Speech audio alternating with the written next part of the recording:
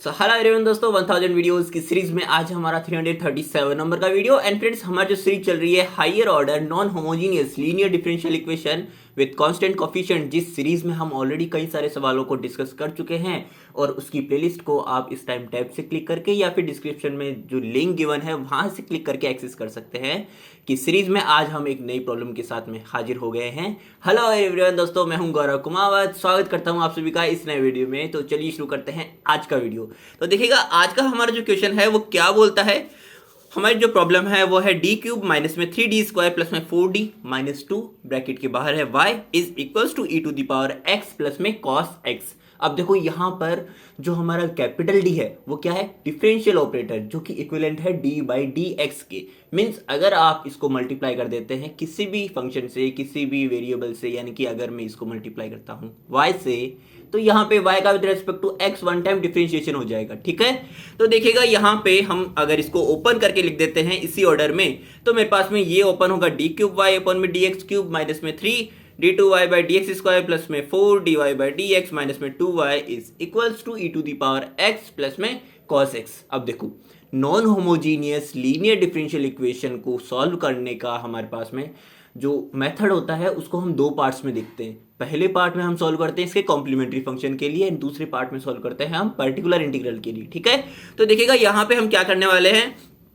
First of all तो nth order derivative जब होता है, nth ऑर्डर नॉन होमोजीनियस की बात करते हैं, जहां पे हाईएस्ट ऑर्डर हमारे पास उस डिफरेंशियल इक्वेशन को हम nth ऑर्डर से डिनोट कर रहे होते हैं, जिस कारण से उसको हमने nth ऑर्डर नाम दिया है। उसी तरह से यहाँ पे हाईएस्ट ऑर्डर डेरिवेटिव y का मैक्सिमम कितने टाइम है, 3 टाइम है, तो ये हमारे पास थर्ड ऑर्डर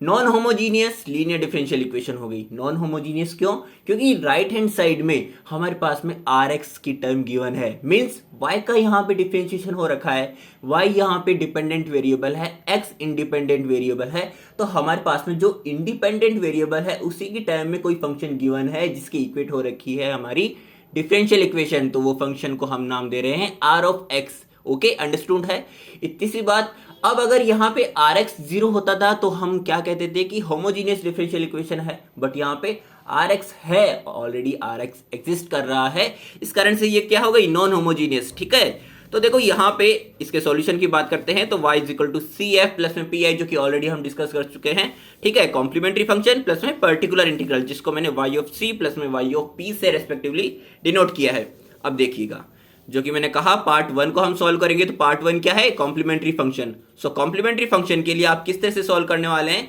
आपको यहाँ पे हमारे पास में जो एलएचएस में डिफरेंशियल इक्वेशन की टर्म गिवन है उसका सॉल्यूशन फाइंड आउट करना है। ठीक है, इस वाले टर्म के सॉल्यूशन की हम बात कर रहे हैं पार्ट 1 में, जहां पे इसको जो सॉल्यूशन आएगा वो आएगा कॉम्प्लीमेंट्री फंक्शन। ठीक है, तो देखो यहाँ पे इसके सॉल्यूशन के लिए हमें फर्स्ट ऑफ ऑल इस डिफरेंशियल इक्वेशन को कन्वर्ट करना पड़ेगा ऑक्सिलरी इक्वेशन, या फिर जिसको हम कहते हैं कैरेक्टरिस्टिक इक्वेशन में। ठीक है, जो कैरेक्टरिस्टिक इक्वेशन में सॉल्व करने के लिए, यहाँ पे कन्वर्ट करने के लिए y is equals to E to the power M X substitute करना पड़ेगा। तो y ओनली सब्सटीट्यूट करने से काम नहीं बन सकता, क्योंकि y की टर्म में डिफरेंशिएशन भी हो रखा है और मैक्सिमम कितने टाइम तक हो रखा है, 3 टाइम तक। यानी कि हमें dy बाई डी एक्स भी निकालना है, d2y by D X square भी निकालना है, and d3y by D X cube भी निकालना है। ठीक है, तो यहाँ पे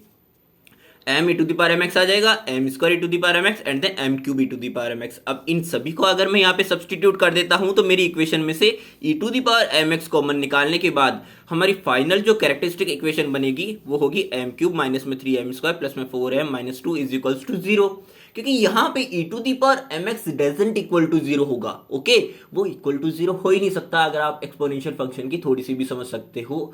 तो, क्योंकि यहाँ पर एक्सपोनेंशियल फंक्शन का ग्राफ अगर आप बनाएंगे आपको एक्चुअल क्लैरिटी आएगी कि मैं आखिरकार क्या कहना चाह रहा हूँ। ओके, तो देखो यहाँ पे हमारे पास में जो कैरेक्टरिस्टिक इक्वेशन है उसके रूट्स निकालने के लिए, क्योंकि हमारे पास में थर्ड ऑर्डर है, क्यूबिक इक्वेशन है, तो यहाँ पे मैक्सिमम रूट्स हमें कितने मिलने वाले हैं, 3 रूट्स मिलने वाले हैं। अब इसके रूट्स फाइंड आउट करने के लिए फर्स्ट ऑफ ऑल आपको हिट एंड ट्रायल मेथड से कोई सी भी रैंडम वैल्यू रख के ये ध्यान करना है कि यहाँ पे वो जो हम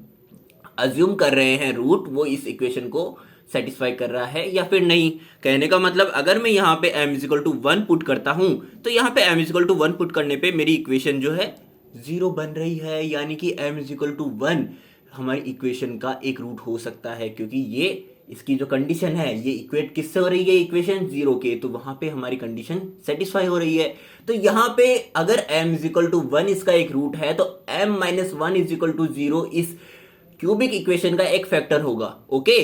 कहने का मतलब, फैक्टर का कहने का मतलब है कि m माइनस 1 से जब हम इस क्यूबिक इक्वेशन को डिवाइड करेंगे, ठीक है,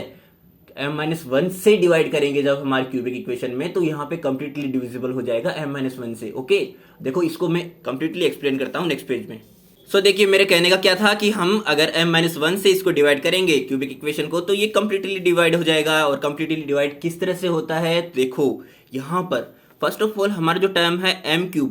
m क्यूब में हमारा जो m है इसका डिवाइड कितने बार जाता है, एम स्क्वायर टाइम्स जाएगा ना, ठीक है। तो यहाँ पे एम स्क्वायर टाइम्स जाएगा, तो यहाँ पे एम स्क्वायर को हमें इन दोनों से मल्टीप्लाई करके लिख देना है। जो जो जिसकी पावर के अकॉर्डिंग है उसको उसी के नीचे हमें रिप्लेस करना है, ठीक है। यानी कि अगर एम स्क्वायर को एम से मल्टीप्लाई करता हूँ तो एम क्यूब आएगा, एम स्क्वायर को माइनस 1 से मल्टीप्लाई करता हूँ तो माइनस का एम स्क्वायर आएगा। ओके, अब यहाँ से माइनस करने पे देखो ये कैंसिल आउट हो जाएगा, एंड देन यहाँ पे हमारे पास में माइनस का 3m स्क्वायर प्लस का m स्क्वायर यानी कि माइनस का 2m स्क्वायर रिमेनिंग रहेगा। एज इट इज जो रिमेनिंग टर्म है उनको हमने नीचे उतारा। अब देखो इसमें माइनस 2m स्क्वायर में अगेन हम m से डिवाइड करेंगे तो कितना आएगा, माइनस का 2m, तो माइनस का 2m से हम अगेन इन दोनों के साथ मल्टीप्लाई कर दिए तो माइनस का 2m square and then minus से मल्टीप्लाई होकर प्लस का 2m। अब यहाँ से ये कैंसिल आउट हो गया, देन मेरे पास अगेन प्लस का 4m माइनस का 2m क्या आया, 2m आया, तो 2m माइनस का 2। अब अगेन 2m में हमारे पास m का डिवाइड हो गया तो मेरे पास में 2 आएगा, तो यहाँ पे 2 आया। तो देखो यहाँ पे 2 से हमने अगेन इन दोनों के साथ मल्टीप्लाई किया तो मेरी जो कंप्लीट जो क्यूबिक इक्वेशन है वो कंप्लीटली यहाँ पे डिविजिबल हो गई है। तो डिविजिबल हो गई तो हम इस चीज को इस तरह से भी लिख सकते हैं कि m माइनस 1 मल्टीप्लीकेशन में m स्क्वायर माइनस का 2m प्लस में 2 इज इक्वल्स टू 0, ठीक है। तो यहाँ से जब यहाँ पे m इज इक्वल टू 1 तो मेरे को एक रूट मिल ही गया। अब जो हमारा क्वाड्रेटिक इक्वेशन है वहां से 2 रूट मिल जाएंगे, तो हमारे जो क्यूबिक इक्वेशन है उसके तीनों रूट्स हमें मिल जाएंगे यहाँ से, ठीक है। तो यहाँ पे मेरे पास में m स्क्वायर माइनस का 2m प्लस 2 को जो श्रीधराचार्य फॉर्मूला है यानी कि माइनस का b plus minus under root B square minus 4ac upon में 2a जब हम यहाँ अप्लाई करेंगे तो मेरे पास में देखो फाइनली में जो स्ट्रेट फॉरवर्ड जाकर अगर मैं सॉल्यूशन की बात करूं तो मेरे पास में कॉम्प्लेक्स कॉन्जुगेट रूट आएंगे। कॉम्प्लेक्स कॉन्जुगेट कहने का मतलब है कि यहाँ पे प्लस एंड माइनस के साथ में जोड़े में आएंगे हमारे पास रूट्स, ठीक है, कपल। ओके, तो यहाँ पे m is equal to 1 plus minus iota यानी कि 1 plus iota and 1 minus iota, 2 roots आ चुके हैं हमारे पास में, और एक था हमारे पास में m इज इक्वल टू 1, तो यहाँ पे हमारे पास में 3 रूट्स आ चुके हैं। Okay, so m is equal to 1 and m is equal to 1 plus minus iota, तीनों रूट मिल चुके हैं हमारी जो कैरेक्टरिस्टिक इक्वेशन थी उसके। अब हमारी कैरेक्टरिस्टिक इक्वेशन के लिए हम सॉल्यूशन किस तरह से लिखते हैं, जब हमारे पास में रियल रूट होते हैं यानी कि 1 है, और जब हमारे पास कॉम्प्लेक्स कॉन्जुगेट रूट होते हैं तो उस कंडीशन में देखिएगा हमारे पास में इसका सॉल्यूशन क्या होगा। पहली बात, जब रियल रूट होते हैं तब c1 एक रूट है तो c1 एक आर्बिट्रेरी कांस्टेंट है जिसको हमने यहाँ पे जस्ट कंसीडर करना है। Okay, c1 e to the power m1x, m1 कहने का मतलब है कि हमारा जो फर्स्ट रूट यानी कि जो हमारा रियल रूट आया है वो हमारा x का कोफिशिएंट होगा e टू द पावर में। तो यहाँ पे x का कोफिशिएंट 1 है यानी कि c1 e to the power m1x, c1 e to the power x, ये हुआ हमारा एक, क्योंकि यहाँ पे हमने रियल रूट्स को डिनोट कर दिया है सॉल्यूशन की टर्म में। अब हम बारी करते हैं कॉम्प्लेक्स कॉन्जुगेट को किस तरह से डिनोट करेंगे सॉल्यूशन के टर्म में। तो यहाँ पे e टू द पावर जो है x का कोफिशिएंट ये होगा हमारा रियल पार्ट कॉम्प्लेक्स कॉन्जुगेट का, रियल पार्ट यानी कि ये 1, तो ये इसका कोफिशिएंट है 1, and then c2 and c3 again arbitrary constant है यहाँ पे, एंड ये जो cos x का एंगल है इसमें x का जो हमारे पास कोफिशिएंट होगा वो कोफिशिएंट होगा imaginary part. Okay, imaginary part हमारे पास, इमेजिनरी पार्ट का कोफिशिएंट क्या है 1 है, तो यहाँ पे cos x प्लस में c3 sin x हो गया। अगर मान के चलो यहाँ पे 1 प्लस माइनस 2 आयोटा होता तो मेरे पास में c2 cos 2x प्लस में c3 sin 2x होता। ओके, तो ये हमारे पास में complete complex conjugate and then real root के लिए ऑक्सिलरी इक्वेशन यानी कि हमारा कॉम्प्लीमेंट्री फंक्शन का सॉल्यूशन आ चुका है, जहां पे c1 c2 and c3 arbitrary constant हो चुके हैं। ये हुआ इसका पार्ट 1 का कंप्लीट सॉल्यूशन। अब बात करते हैं पार्ट 2 की, जहां पे हम सॉल्व करते हैं पर्टिकुलर इंटीग्रल के लिए। सो पर्टिकुलर इंटीग्रल में क्या करेंगे देखिएगा, फर्स्ट ऑफ ऑल तो हमने इस वाले पार्ट के लिए सॉल्व किया कॉम्प्लीमेंट्री फंक्शन में। अब बात कर रहे हैं इस वाले पार्ट के लिए पर्टिकुलर इंटीग्रल में क्या सॉल्यूशन आने वाला है। ओके, तो यहाँ पे अगर मैं कैलकुलेट करता हूँ पर्टिकुलर इंटीग्रल के लिए तो हमारा जो स्टैंडर्ड फॉर्मूला हम यहाँ पे यूज में लेते हैं वो होता है P I particular integral is equals to 1 upon में f of D function of differential operator and numerator में हमारे पास मल्टीप्लाई हो जाएगा आर ऑफ एक्स, यानी कि e to the power x plus में कॉस एक्स। एंड ये जो फंक्शन ऑफ डिफरेंशियल ऑपरेटर है ये आप ऑलरेडी जानते ही हैं कि ये होगा हमारे पास। ओके, तो यहां से P I is equal to 1 upon में function of differential operator and R of x, इन दोनों को सम है बीच में साइन, तो इसलिए हमने अलग कर करके लिख दिया है। ओके, सो बात करते हैं अब जब e to the power x को ऑपरेट करेंगे तब क्या होने वाला है, क्या रूल्स यहाँ पे इंप्लाई होंगे, एंड देन जब हमारे पास में cos x को ऑपरेट करेंगे तब हमारे पास में क्या इसका आएगा रिजल्टेंट। ओके, सो फ्रेंड्स इस क्वेश्चन का जो सबसे इंपॉर्टेंट पार्ट था वो अभी आ चुका है। यहाँ पे आपको अटेंशन की नीड है, यहाँ पे गलती होने के चांसेस बहुत ज्यादा है, इसलिए मैं कह रहा हूँ कि बहुत सावधानी से आपके माइंड में इससे रिलेटेड जो भी डाउट्स थे उनको क्लियर करते हुए चलना। यहाँ पे गलती नहीं होनी चाहिए, स्किप मत करना पार्ट को, ठीक है। तो देखो यहाँ पे अगर मैं केवल इस पार्ट की बात करूं कि हमारे पास में ई टू द पावर एक्स को किस तरह से ऑपरेट करने वाले हैं हम, तो हमारे पास फॉर्मूला होता है दो। E to the power x से रिलेटेड दो कंडीशंस है जिनको आपको ध्यान रखना है ऑलवेज, कि अगर e to the power A x के साथ में कोई भी फंक्शन जो कि एक्स का है मल्टीप्लीकेशन में होता है, तब हम जो अप्लाई करते हैं यहाँ पे रूल वो क्या होता है कि e to the power A x के लिए जब ऑपरेट किया जाएगा तो यहाँ पे एक्स का कोफिशिएंट ए है, तो जो फंक्शन है डिफरेंशियल ऑपरेटर का उसमें d को रिप्लेस कर दिया जाता है d प्लस ए से। अगर e टू द पावर में जो x का कोफिशिएंट a है वो माइनस ए हो तो वहां पे d माइनस ए से रिप्लेस होगा, ठीक है। बट यहाँ पे हमारे पास में जो e to the power A X है यानी कि e to the power x है जहां पे e की वैल्यू 1 है, तो वहां पे यहाँ कोई भी फंक्शन x का जो है मल्टीप्लिकेशन में नहीं है एक्सपोनेंशियल के साथ में, इट मींस ये वाला रूल यहाँ पे इंप्लाई नहीं होगा। ओके, बट यहाँ पे जो रूल इंप्लाई होगा वहां पे एक्सपोनेंशियल अकेला टर्म आता है, तब क्या होता है वो चीज है मतलब की, ठीक है। तो यहाँ पे e to the power ax होगा जब ओनली 1 अपॉन में f ऑफ d के साथ में, तब हमारे पास में d में डायरेक्टली रिप्लेस कर दिया जाएगा a को। बस ध्यान रखने वाली बात इतनी सी है, अटेंशन, कि यहाँ पे एफ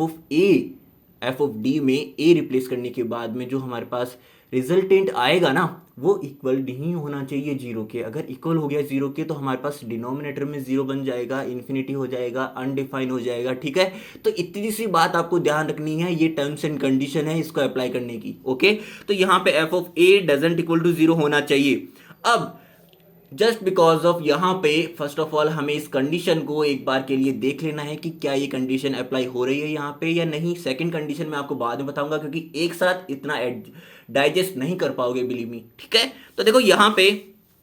केवल इतना पार्ट देखिएगा एक बार के लिए कि हमने डी क्यूब में माइनस 3d स्क्वायर प्लस में 4d माइनस 2, यहाँ पे a की वैल्यू 1 है तो यहाँ पे 1 रखा इन पूरे में, तो मेरे पास में ये 4 प्लस 1 5 माइनस में माइनस 3 माइनस 2 यानी कि 5 माइनस 5 0 बन रहा है। इट मीन्स ये हमारे पास कंडीशन यहाँ पे अप्लाई नहीं कर रही। तो ऐसी कंडीशन में जब हमारे पास में एफ ऑफ ए 0 बन जाएगा, e to the power A x only function है आर ऑफ एक्स में, तब हमें क्या करना रहता है कि हमारे पास जो न्यूमरेटर है उसमें 1 टाइम एक्स का मल्टीप्लाई करेंगे एंड जो डिनोमिनेटर में फंक्शन ऑफ डिफरेंशियल ऑपरेटर है उसको 1 time with respect to D हमें डिफरेंशिएट कर देना है। ओके, तो यहाँ पे 1 time with respect to D हमने डिफरेंशिएट कर देना है एंड देन अगेन वही कंडीशन आएगी कि एफ डैश ए जो नेक्स्ट बनने वाला है जहां पे हमने डिफरेंशिएट कर दिया है, जिससे जो आउटकम हमारे पास फंक्शन ऑफ डिफरेंशियल ऑपरेटर आया है वहां पे ए रिप्लेस कर देने के बाद अभी भी F dash A doesn't equal to 0 बनना चाहिए, ठीक है। तो यहाँ पे ये वाली कंडीशन हमारे अप्लाई हो जाएगी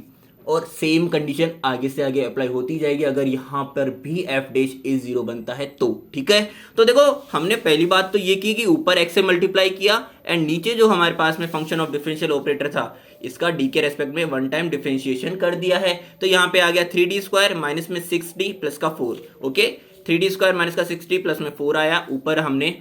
x e to the power x हो गया। अब देखो a की वैल्यू 1 है तो यहाँ पे d की जगह पे सिंपली हमने 1 रखा तो मेरे पास में फाइनली यहाँ से जो आएगा 4 and 3 7 7 माइनस 6 1 यानी कि x e to the power x upon में 1, ये हमारे पास में एक पार्ट का सॉल्यूशन आ चुका है, ठीक है। अब बात करते हैं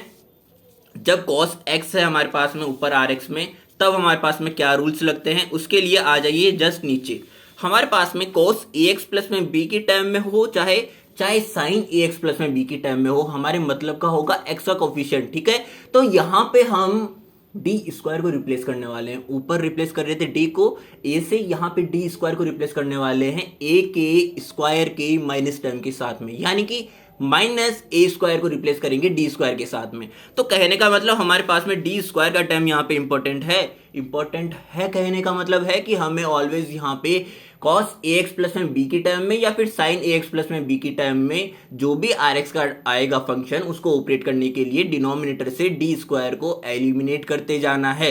ये बात आपको एक ही बारी में नहीं याद होगी, हम सेम स्टेप्स को जिस तरह से जिस ऑर्डर में यहाँ पे करते जा रहे हैं इम्प्लाई उसी तरह से आप उसको देखते जाइएगा एंड देन वापस एक बार पीछे आके ये बात सुनेंगे तो आपको 100% ओके।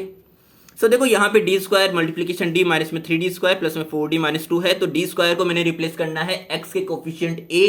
के स्क्वायर के माइनस टर्म के साथ में, यानी कि एक्स का कोफिशिएंट 1 है, 1 का स्क्वायर 1 एंड देन माइनस का 1। ओके, सो यहाँ पे -1 रख दिया, अगेन -1 रख दिया, तो मेरे पास में जो फाइनल आया इक्वेशन 4d माइनस का d यानी कि 3d एंड देन प्लस का 3 माइनस का 2 यानी कि प्लस का 1, 3d माइनस 3d प्लस का 1। ओके, सो 3d प्लस का 1 बना डिनोमिनेटर में cos x के साथ में। अब कहा था मैंने कि डी स्क्वायर टर्म बनना चाहिए डिनोमिनेटर में cos x को ऑपरेट करने के लिए एंड आपको फाइनली डी स्क्वायर को एलिमिनेट कर देना है डिनोमिनेटर से। ओके, तो हमें डी स्क्वायर बनाना है नीचे, जिसके लिए हमें यहाँ पे रैशनलाइजेशन को यूज में लेना पड़ेगा और यहाँ पे 3d प्लस में 1 है। डी स्क्वायर टर्म बनाने के लिए हम एक काम जो कर सकते हैं वो करेंगे कि 3d माइनस 1 को न्यूमरेटर एंड डिनोमिनेटर में दोनों में मल्टीप्लाई कर दिया जाए। तो मेरे पास में डिनोमिनेटर में 3d माइनस का 1 आएगा, तब a प्लस में b and a minus b से क्या बन जाएगा, a स्क्वायर माइनस का b स्क्वायर। ओके, तो यहाँ से मेरे पास आ जाएगा 9d स्क्वायर माइनस का 1। ऊपर जो भी टर्म बनता जाए उससे आपको डाउट में नहीं आना है, ठीक है, ऊपर हम बाद में देखेंगे।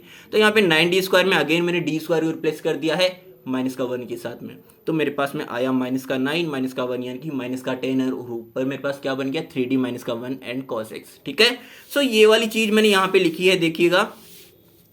यहाँ पे माइनस का 1/10 हमने बाहर लिया एंड 3d मल्टीप्लाई हो गया है cos x से, अगेन यहाँ पे माइनस का 1 मल्टीप्लाई हो गया है cos x से। इसको हम जब ओपन करेंगे d हमारे पास क्या था स्टार्टिंग फर्स्ट पेज याद करो, d by D X differential operator. ठीक है, यानी कि cos x को हम with respect to x differentiate कर देंगे वन टाइम यहाँ पे, तो मेरे पास में cos x का हो गया माइनस का sin x, यानी कि इन दोनों में से हमने माइनस कॉमन लिया बाहर, तो मेरे पास में आ गया यहाँ पे प्लस, तो प्लस का 1/10 एंड 3 sin x प्लस में cos x and x e to the power x हम ऑलरेडी सॉल्व कर चुके हैं, जहां पे डिनोमिनेटर में 7 माइनस 6 क्या बना था, 1 बना था। ओके, सो ये मेरे पास में आ चुका है पर्टिकुलर इंटीग्रल का सॉल्यूशन यानी कि y ऑफ p। तो देखो अभी हमें क्या करना है, y of c and y of p यानी कि complementary function and particular integral, इन दोनों को सम करके लिख देंगे, तो हमारा जो कंप्लीट सॉल्यूशन है non homogeneous third order linear differential equation with constant coefficient, तो क्या आएगा मेरे पास में फाइनली ये आएगा कुछ इस तरह से। ठीक है, सो दोस्तों ये था हमारा आज का वीडियो, मिलते हैं हमारे नेक्स्ट वीडियो में, तब तक के लिए अपना ध्यान रखिएगा और अगर आपको वीडियो समझ में आया हो तो जरूर से अपने बैच के साथ में शेयर करें एंड चैनल को जरूर से सब्सक्राइब करें।